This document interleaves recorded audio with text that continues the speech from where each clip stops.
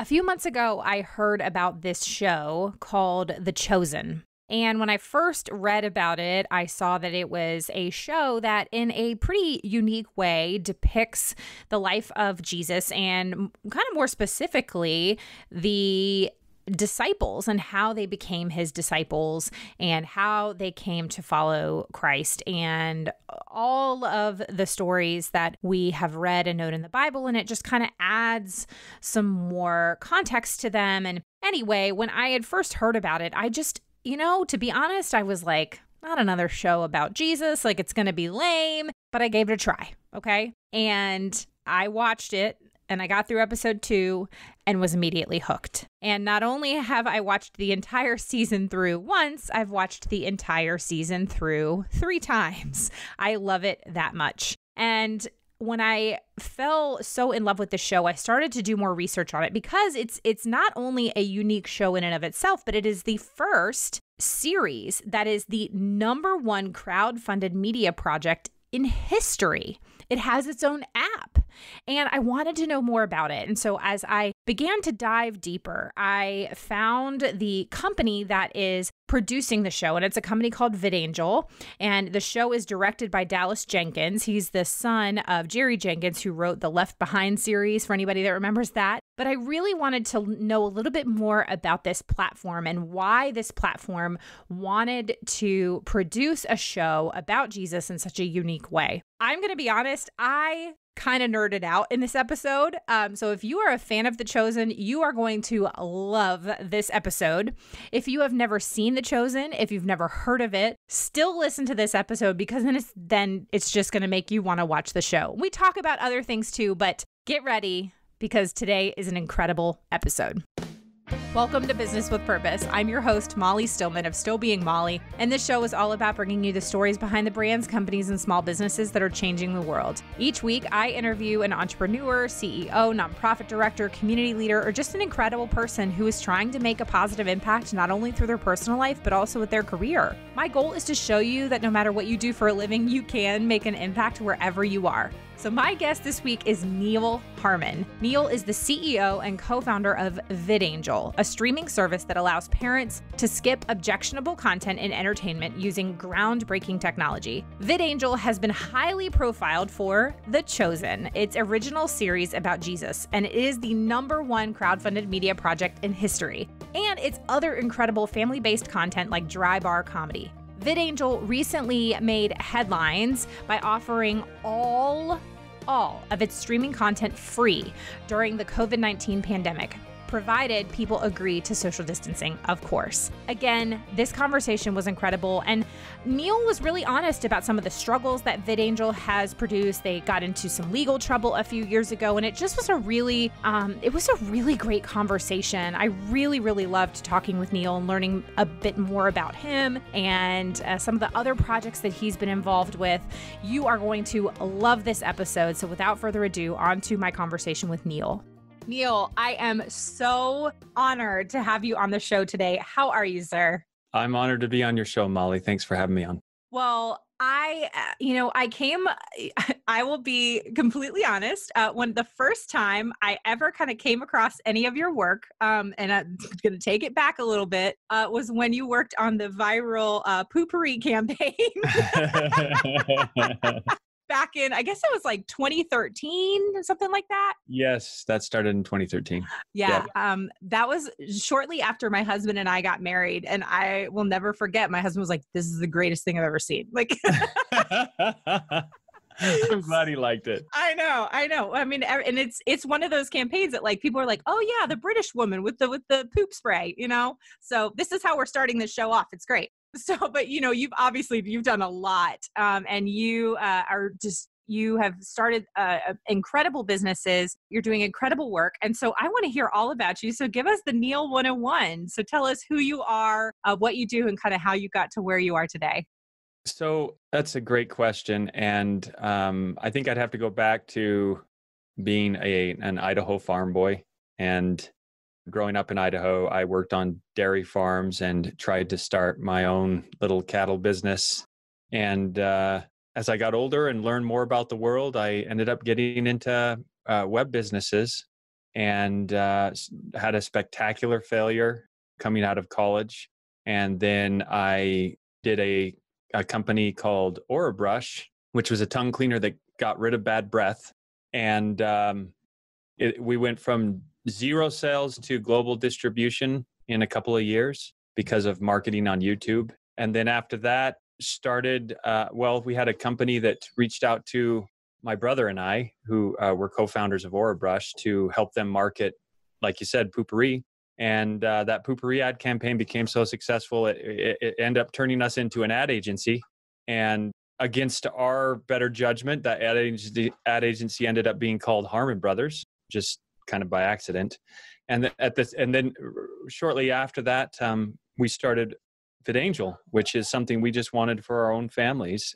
There are a lot of boys in my family, and we are 9 children, 6 boys and 3 girls, and 4 of the brothers were talking and said, "Hey, we want to create this product for our own families," and that's kind of how VidAngel began. So that's my career in a nutshell. I love it. Now, for people who may not be familiar with VidAngel, what is it? I know that it's a streaming service, and kind of tell us how that got started and what exactly it is, how it works. Okay, so like I said, it was 4 brothers who wanted to solve this problem for our own families, and I think a story is the best way to share why it's important to me. So one of my favorite movies of all time is called Cinderella Man.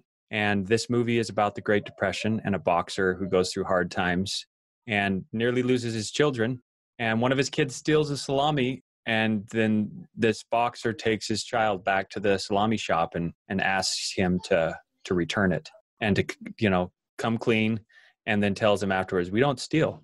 Even though they were almost starving, they don't steal in their family. I love this movie because it portrays people having character even in their darkest moments. And I wanted our kids to see this movie. This movie has a coach in it who has a mouth on him. Yeah.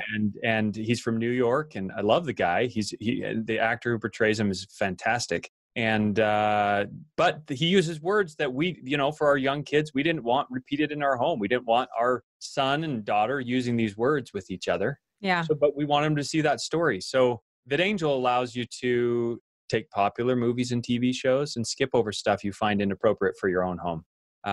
It's kind of like a pre-programmed remote, and it works really well. People really, really love this product. The reason that we started VidAngel is broader than that. We wanted to start this company to have an impact on media and on the world.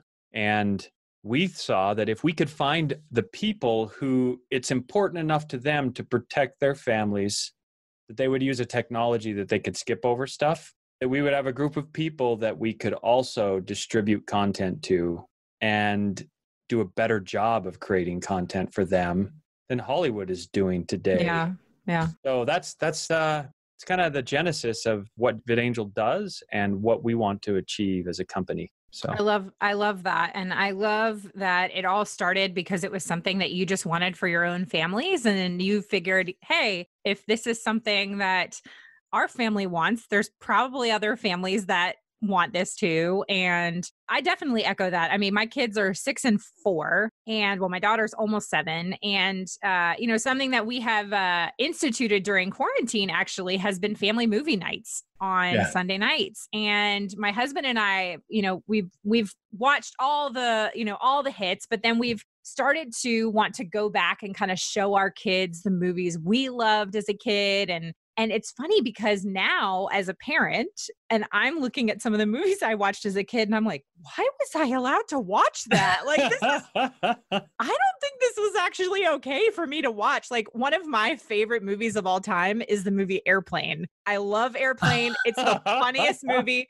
I watched that movie when I was like 8, and I'm thinking it is definitely not appropriate for an 8-year-old. I mean, it doesn't have the F word, but I mean, it has definitely some really questionable content. Yes. I'm watching it at 8.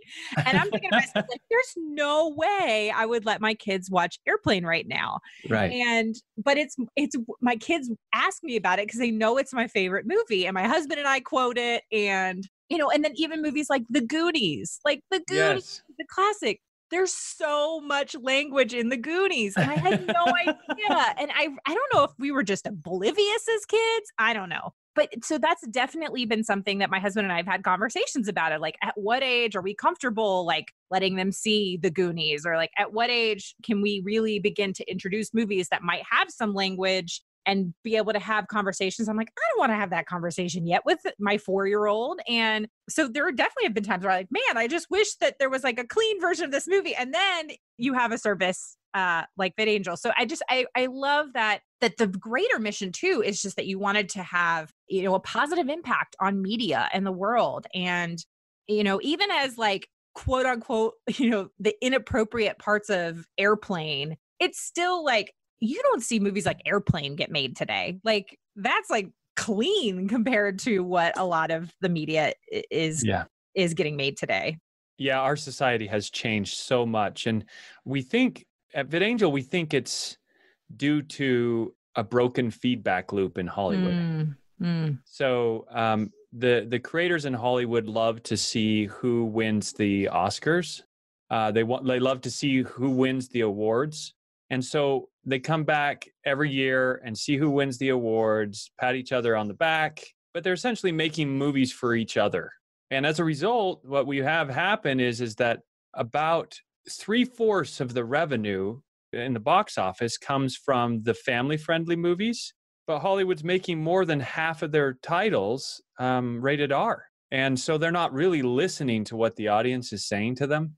And we feel like VidAngel bridges this gap where it gives creators a feedback loop where they listen to what the audience is truly wanting. And if the audience skips over a scene inside of Airplane or a scene inside of Goonies or language inside of Goonies, they can learn, oh, wait a second, maybe I don't need to use the F word so many times in my film because it actually affects my market. And I'm listening to the audience rather than listening to my peers in the Grammys. That's kind of what we think is the problem.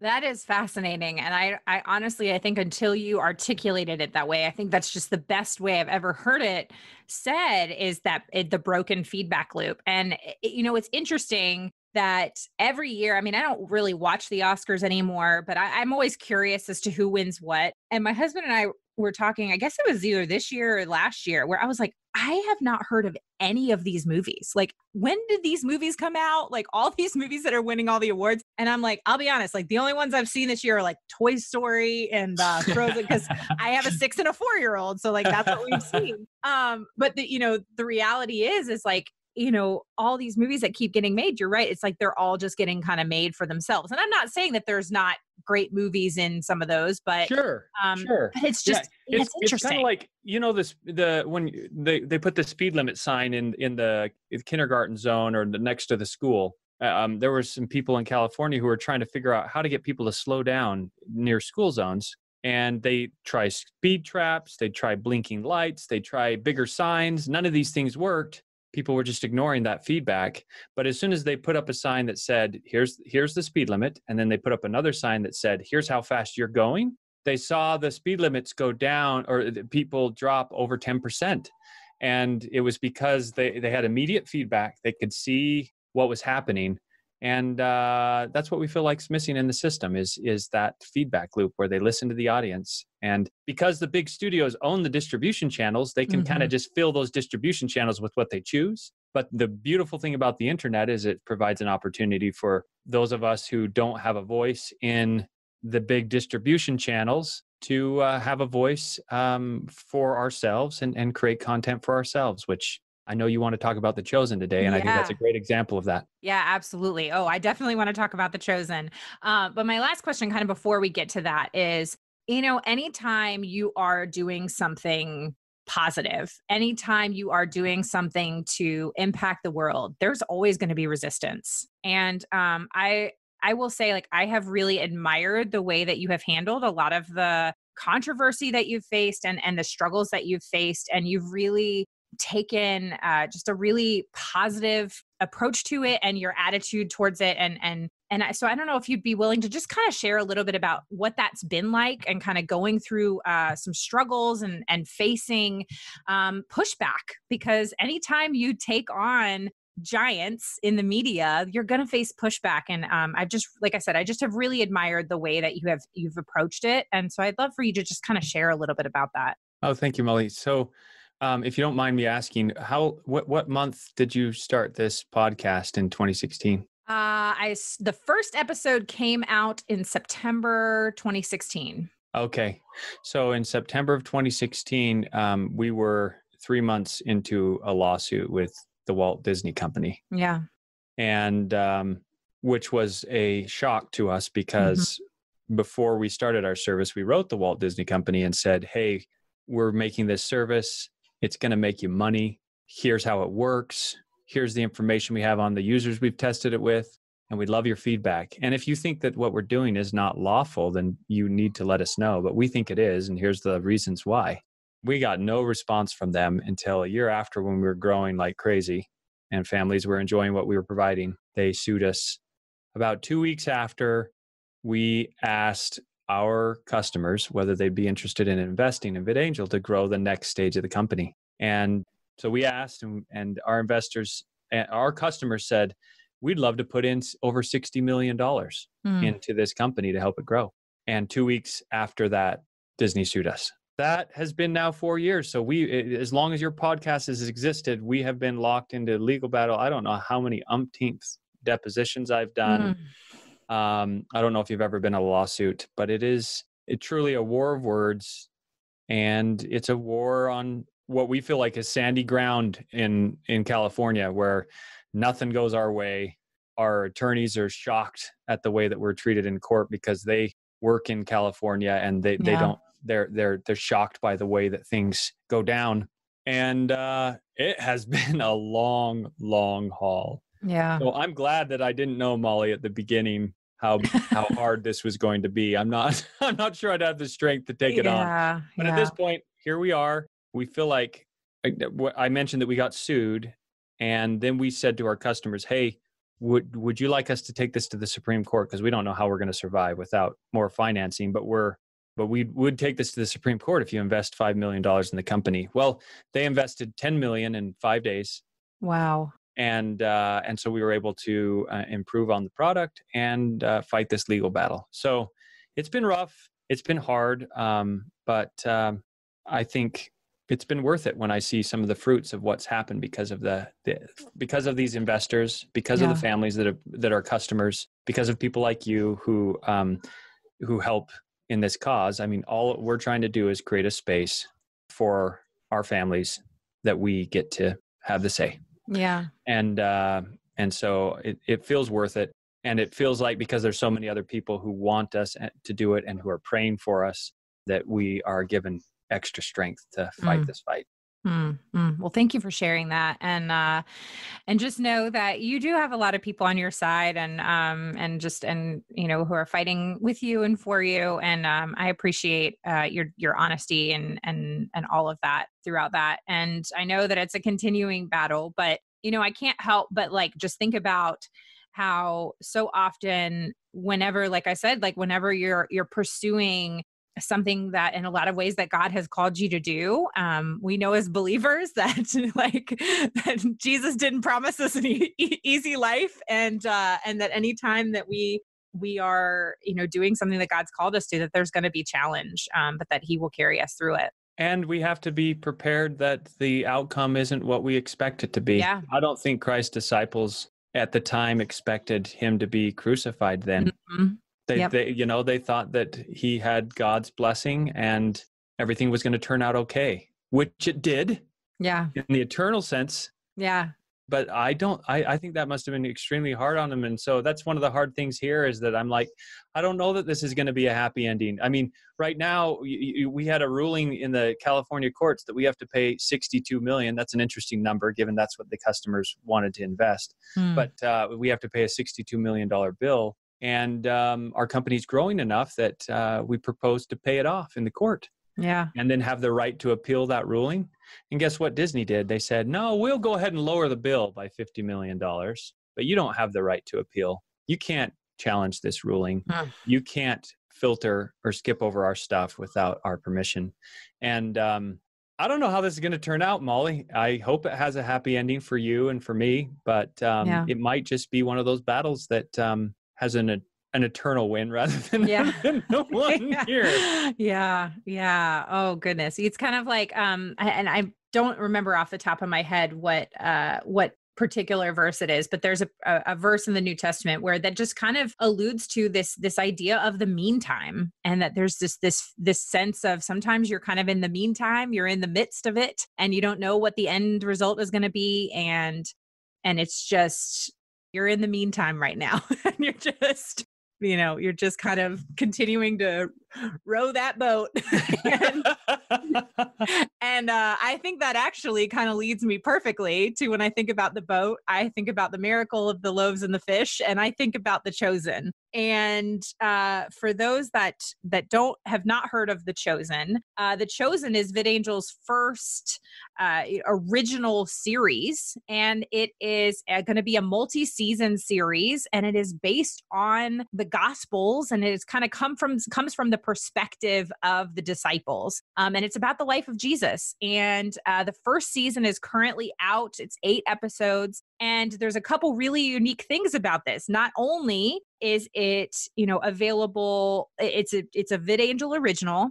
It is the highest grossing crowd-funded media project of all time, which is unbelievable. So, it's an entire production that has been funded by people, and it's just amazing to me. And my husband and I said this before we started recording, we binged Jesus a few weeks ago.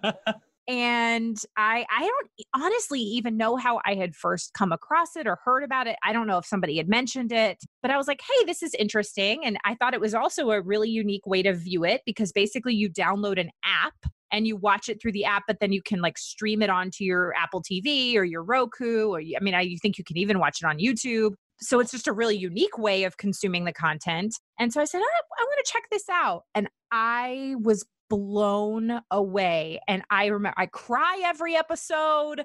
I can't stop talking about it. It's just one of the best things I've ever seen. And so I would love for you, because you've kind of been involved in the process of The Chosen since the beginning. So kind of share how you got involved with it and where this whole idea even came from. Yeah. So I first want to address, many people don't get around to. I have friends I've been trying to get to watch The Chosen for over a year, because it came out in November, but I had early cuts of it during the pre-release season, and I can't get people to watch it because they're like, not another show about Jesus or not another show about the Bible. This is going to be dull and boring. Mm-hmm. So this is our first scripted series. Our first original series is called Dry Bar, and it does over 1 billion views a year. And it's a stand-up comedy series. When we did that stand-up comedy series and we were able to outperform all the other studios in the digital space, we learned that if we take the data from people's skip choices, that will create a bigger market, because the comedians will read that data. They'll say, oh, I'm going to take this out of my act, or I'm going to adjust my act so I can make more money. And that's what they're doing. And it was a bigger market. It grew. Like I said, it's over 1 billion views a year. And we said, okay, now let's see what we want to do, a real TV series now, something that's more expensive. What are we going to do? And a friend of ours introduced us to a little short film made by Dallas Jenkins. And my brother, who's in charge of content at VidAngel, Jeffrey, he shared this short with me, and he says, this is a show about the birth of Christ. And I think we should consider doing this for our first scripted series. And I said, no, we're not going to do a show about basically the same response that I get from my friends. We're not going to do another show about the Bible. That's not our job. We're an entertainment company. That's the job of a church. Churches that's their mission, is to go and preach the gospel. And it's not, that shouldn't be for a for-profit company. Anyway, he just said, just go ahead and watch it. And I went and put on my headphones and I watched this short, and the entire office, everyone around me just disappeared. And I was there for the birth of Christ through the eyes of that shepherd. And because I grew up in Idaho and I grew up farming animals, it hit me on a level that I was not expecting. And when Jeffrey looked at me after I took off my headphones and I looked at him, I'm sure I had tears in my eyes. And I said, I think this is the reason we created VidAngel, is to get behind a project like this. And I finally saw it. And what's exciting is that I think everybody that watches it is going through that same moment where they're just like, I never knew I needed this. I didn't know that the world needed this. Mm-hmm. Oh, but how the world needs this. And that's what The Chosen is. And I think the reason that The Chosen has so much of just a good spirit about it is because I think that a lot of the people who are making it and the distributor who is getting behind it are going through similar trials and facing similar situations into modern society as what the disciples of Christ faced then. I would never compare ourselves to the disciples of Christ, but back then and what they went through, I mean, they were martyred for the cause. You know, we're in a war of words, but at least we don't have to be hanged or whatnot for what we're doing. But that said, there's a special spirit about it because everybody's fighting so hard to create this, and they want their voice to be represented in modern media, and not just to be affirmed, but to actually just be taken into a story, and the story to be powerfully written and to be compelling and the right timing and the camera work to be done well and the production value to be good. Yes. We need that. Yes. We need that. And now people see that we need that, and they're experiencing it. And we have a lot more exciting things coming. Not only just seasons 2 through and on The Chosen, but this has awakened in a lot of people a desire to change media. And we are so excited about the future, Molly. Oh, thank you for sharing all of that with me. And I can just say, as a fan of the show and a fan of the work, I wholeheartedly agree. I mean, I think I remember when I first came across it, I was like, oh, I think I had that same feeling where I was like, not another show about Jesus. Like, and let's be honest, like, a lot of quote unquote like Christian media that gets made today is cheesy. It's poorly written. It's poorly produced. And it's just like, it gives you the cringy factor. And you're like, oh gosh, is this really our best work? And I was nervous. And I think the other thing too is like, you know, I really liked shows like The Bible and the AD show, like those shows that were done on, it was like NBC or ABC a couple years ago.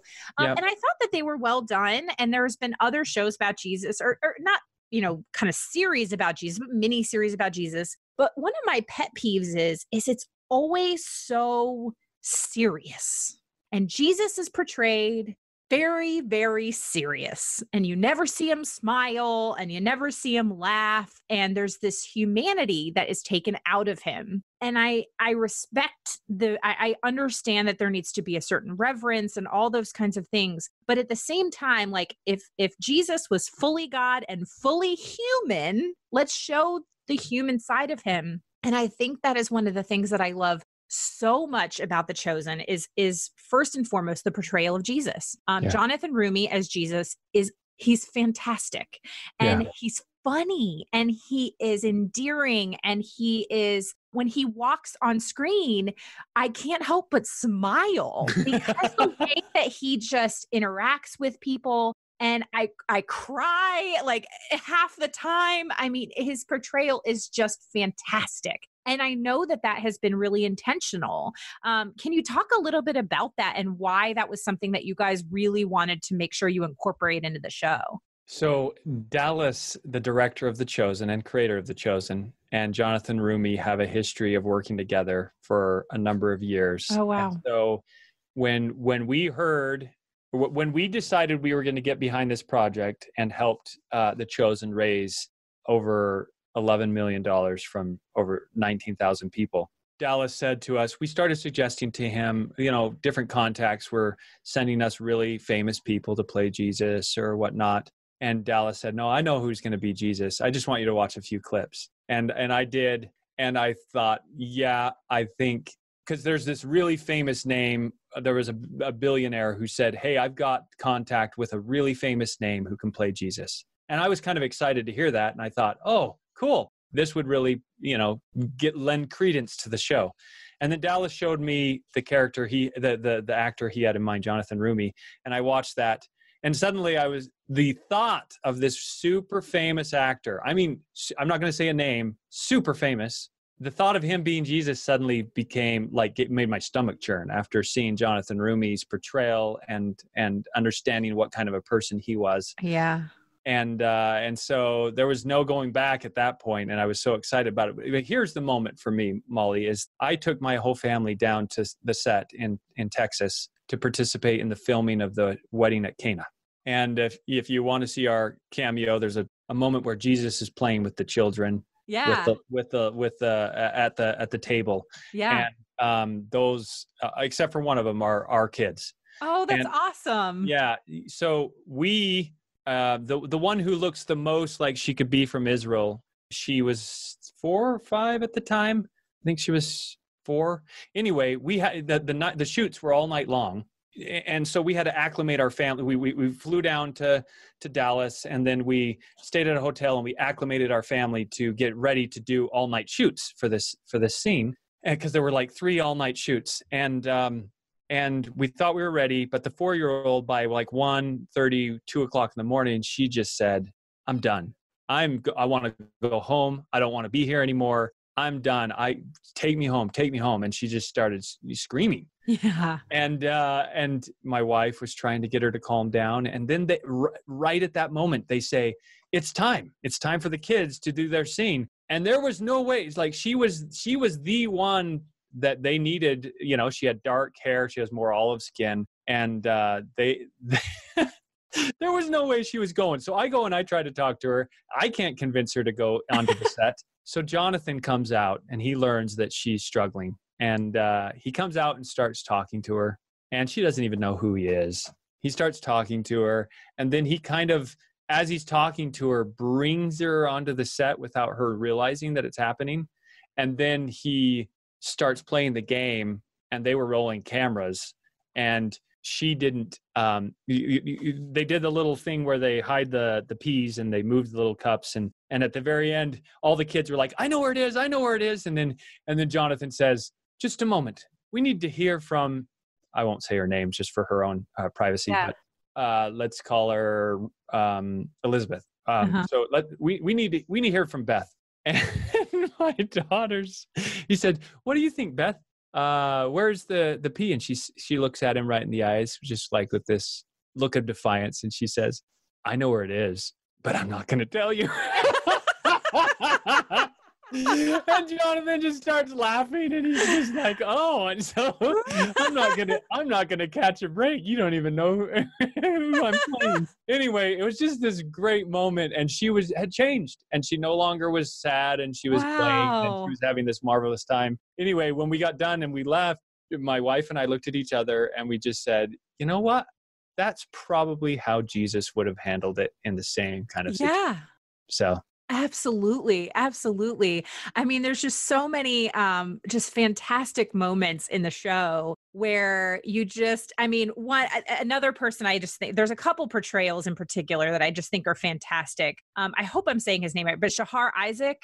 Yes. Shahar Isaac. He was born in Nazareth. Yeah. I mean, his portrayal of Simon Peter is fantastic. And even my husband, he's like, that's exactly how I picture Peter. It's just like ready to go at all times, like a little bit combative, just like amped every moment. Like that is Shahar Isaac's portrayal, and it's fantastic. I mean, I love, there's an exchange for people who haven't seen the show. There's this particular exchange between Jesus and Simon, and where he says, something about like, don't you know what I'm thinking? And Jesus says like, everybody knows what you're thinking. It doesn't take God's wisdom to know that. And it's just like his sense of humor as Jesus is fantastic.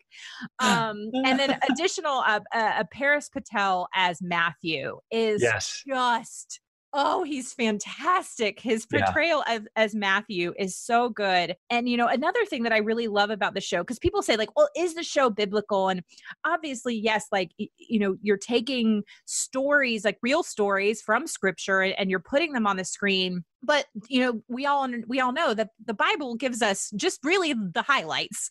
That's right. Give us the backstory. It doesn't give us as much of the kind of filler content. Like, and I love the way that The Chosen has really given you a sense of who were these people before they met Jesus. And so you Yes. see Mary Magdalene and you get the flashbacks of her as a child, and then the demons that she's facing as an adult, and her first meeting of Jesus. And then you see, like, I think the whole approach of Simon, Peter, and Andrew are in trouble with the Romans and the taxes. And, so it makes the scene with the fish in the boat that much more meaningful because of where they were financially at that point. And then you see kind of how Matthew, how he gets to the point of where he's following Jesus. And then you're even briefly introduced to Thomas. And I love that Thomas is even kind of just doubtful of everything, no matter what. Like, it's just, so you get this sense of who these people were as people.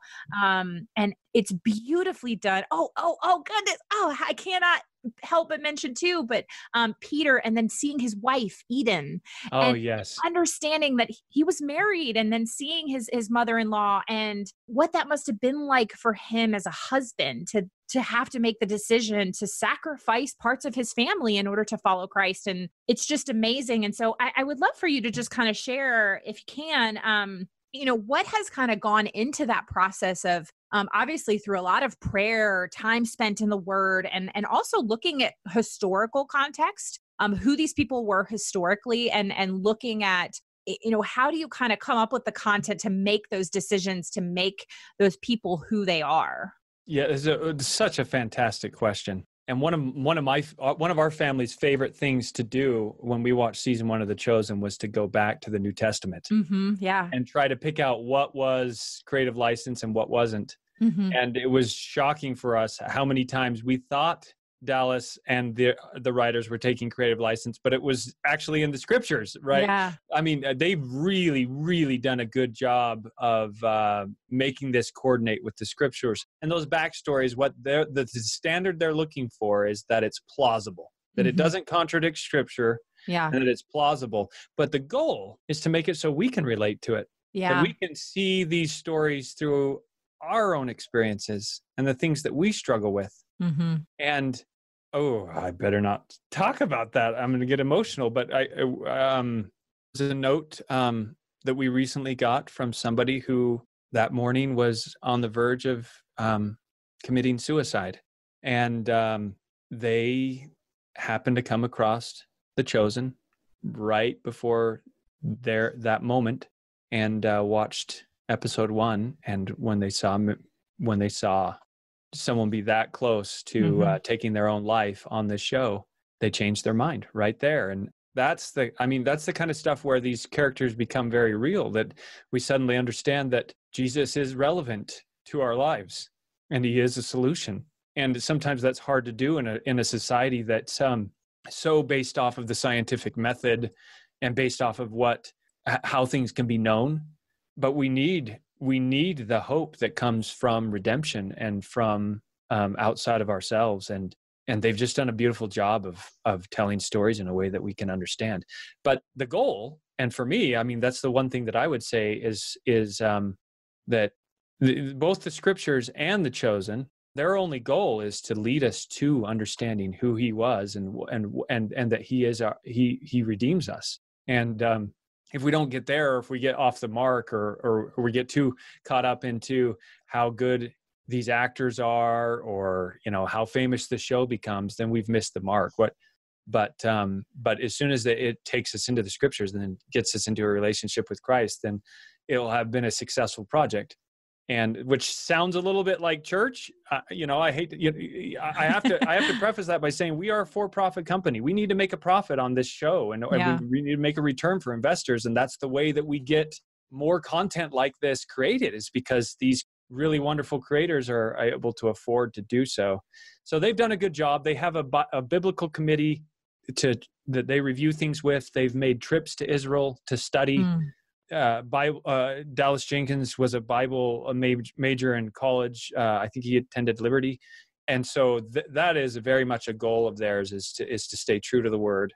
But the primary goal is to be really entertaining, to pull lots of people into the story, and then then lead people to the scriptures. So there are a few people, it's very, very few, who they get focused on tearing it apart or saying it doesn't match this part of the Bible, or they get worried because there's people of different faiths involved and they're somehow subliminally, getting across messages that aren't true or whatnot. But this is not what this project's about. This project's just about telling the stories of Jesus in a way that we can all relate to, and that hopefully it can lead all people of all faiths and people that don't have faith to our Redeemer. Yeah. Amen. Amen to that. And yeah, I think that has been one of the things that's been most encouraging to me is like what I think about, like I've already watched it, the whole series twice. I never do that with a show. Like there's so few shows where I watch it and then I go, I immediately want to watch that again. Yeah. I'm And it's so layered. It's so layered. So you can go back. I watched it 3 times and you realize, oh, wait a second. I did not know that was there. Yeah. Yes. It's funny because my husband actually, admittedly, he didn't love the first episode. That was not his favorite. When we first watched it through, he's like, I thought it was okay. I mean, I liked it. And then we watched the second episode and he was hooked by that second episode. And we went back and rewatched the first episode after we watched all 8. And he was like, oh, wow. Now that I've seen it and I really see everything that they were setting up and I understand it more now. And he's like, oh, now there's just so many deep I was with him. Moments in it. It was the same for me. Episode 2 is the one that got me too. Yeah. Episode 1 was it was a little dark and it was harder. But once I got to the end of 2, I was just like, whoa, that scene with Matthew and his family. Anyway. Oh, yeah. I mean, I completely echo your sentiments. Yeah. And I tell people too, I'm like, cause I tell them, I'm like, you have to watch this show. I don't care if you're not a Christian. Like it's so good. Like, please watch this show. And I say, and make sure you watch episode 2. Like just get through episode 1. Not that episode 1 is bad, but it is definitely of the 8. It's a setup. It's a setup. There's a lot going on. Yeah. There's a lot happening in episode 1.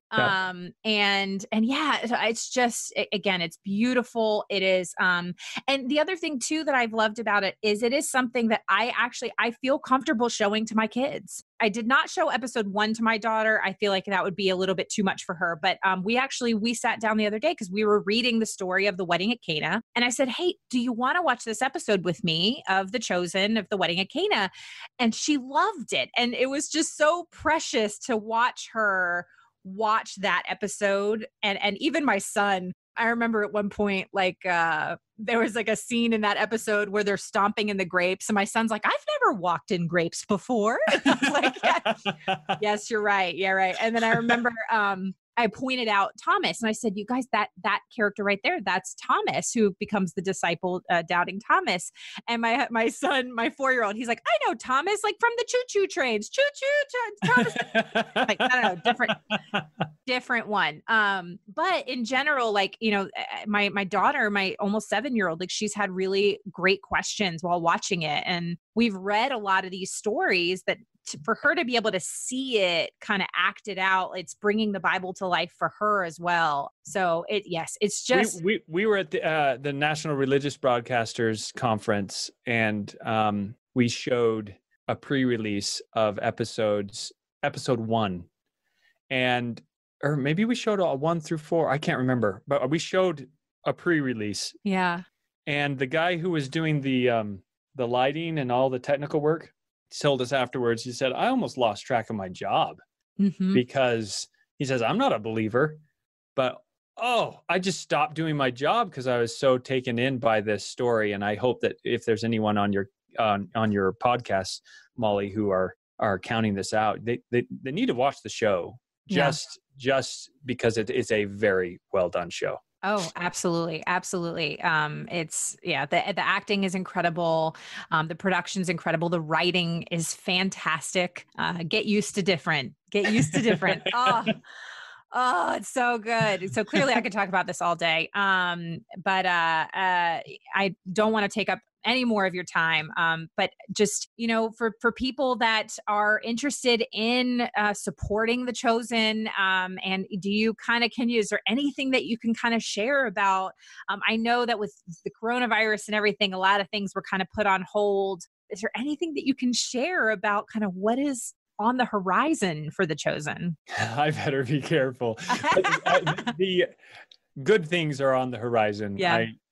As you know, we've had tremendous success. A lot of people backing it. Paying it forward is what we call it, to where they can pay it forward so other people can watch it for free and help fund season 2. And if you look at the charts on the app, you can see that we are well on our way to funding season 2, and we're just thrilled about that. The scripts for 1 through 4 are complete, like they're ready to be produced. And we could use prayers on this coronavirus situation that's kind of shut down Hollywood. And as much as we say we're not part of Hollywood, we still need to film, and we need to have a place to film and people to be in close proximity with each other in order to film. And so we're hoping that can happen this summer. You can watch VidAngel. Your daughter who's 4, she can watch the Chosen on VidAngel and skip that scene about the possession or whatnot if that's the best for her. We skip that scene for our own little kids because it's too scary for them. You can also download the Chosen app, and you can watch The Chosen right now for free on either VidAngel or the Chosen app. So download the app and give it a shot. And like Molly said, make sure you get through at least episode 2 before you decide to not go forward. Yeah, absolutely. And I promise you will be hooked. My husband and I, we like when we finished it, we paid it forward, and we're just like, what else can we do to make sure that this gets made as soon as possible?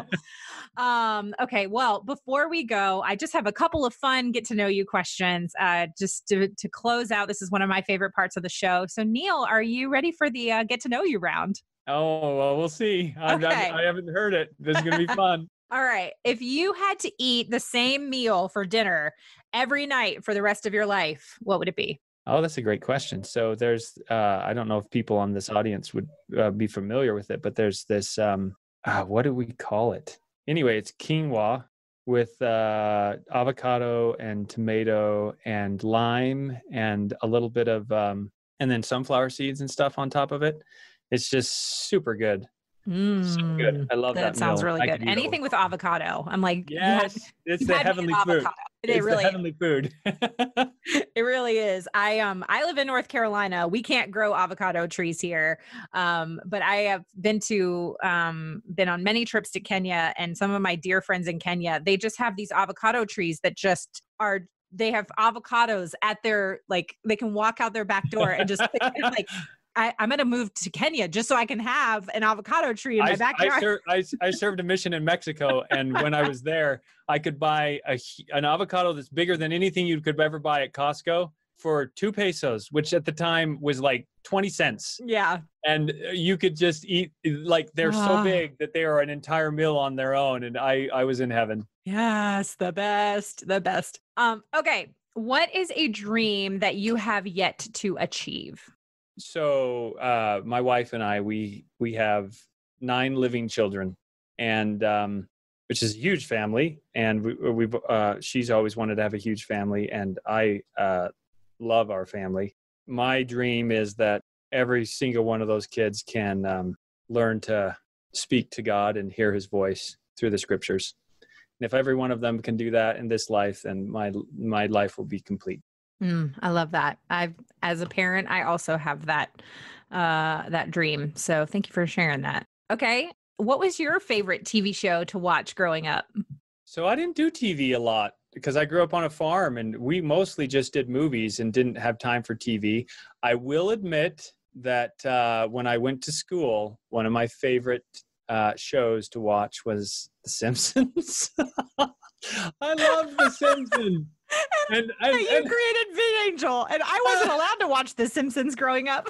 I know. I wasn't allowed to watch The Simpsons either. This is me leaving to school and watching it on my own. But I love the political satire, and there's Simpsons episodes that I had to shut off. But the writing was so good on The Simpsons. That was one of my my vices, to come home from school and watch an episode of The Simpsons.